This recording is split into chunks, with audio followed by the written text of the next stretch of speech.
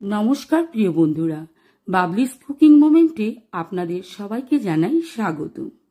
বন্ধুরা, আজ আমি নিয়েছি ইলিশ মাছের একটি দুর্দান্ত রেসিপি। আমি এই রেসিপিটি ইউটিউব থেকেই শিখেছিলাম। রেসিপিটি দেখে আমার এত ভালো লেগেছিল যে আমি ভেবেছিলাম অবশ্যই আপনাদের সঙ্গে একবার শেয়ার করব।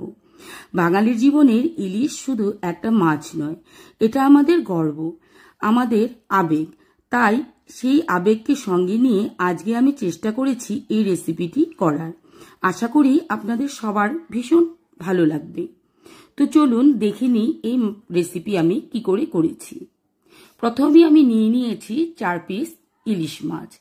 মাছগুলো আমি ভালো করে ধুয়ে নিয়েছি। আমি এর জন্য নিয়ে নিয়েছি একটি ডাব। যেহেতু আমি 4 পিস মাছ নিয়েছি, এখানে আমার অল্প একটু ডাবের প্রয়োজন হবে। প্রথমে আমি স্বাদমতো নুন আর হলুদ দিয়ে মাছগুলোকে ভালো করে মেখে নেব।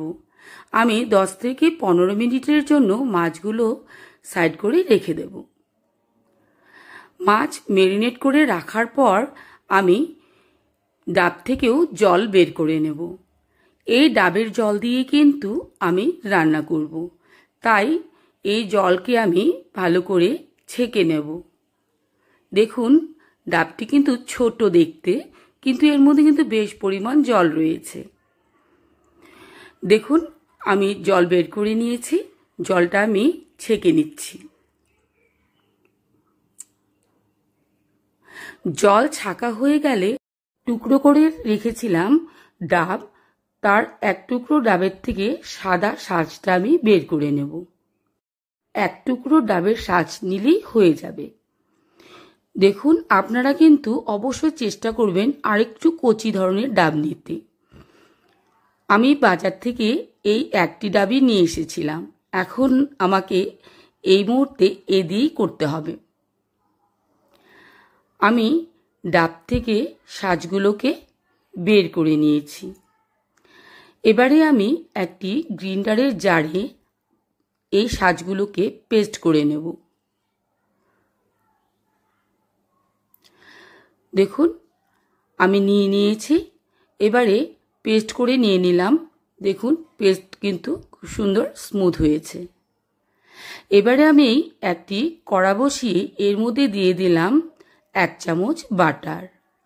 বাটার ভালো করে গরম হয়ে গেলে এর মধ্যে আমি মাছগুলোকে ভেজে নেব।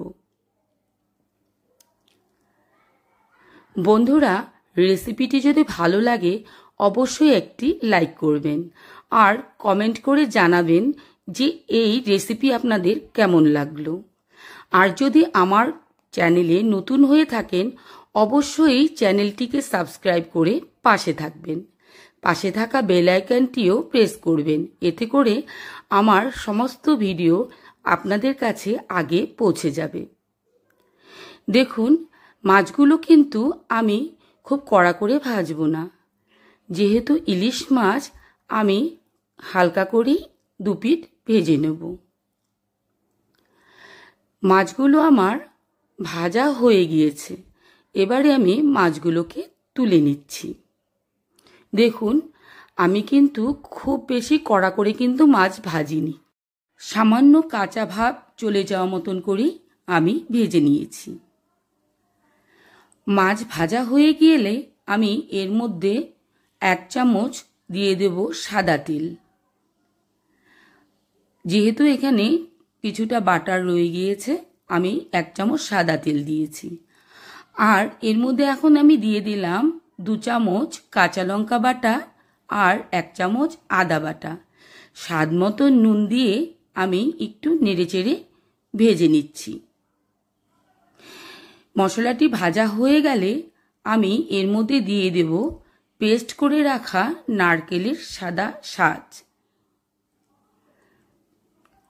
এই শাঁস দিয়েও আমি ভালো করে মশলার সঙ্গে মিলিয়ে নিচ্ছি। এর মধ্যে কিন্তু আমি হলুদ দেব না।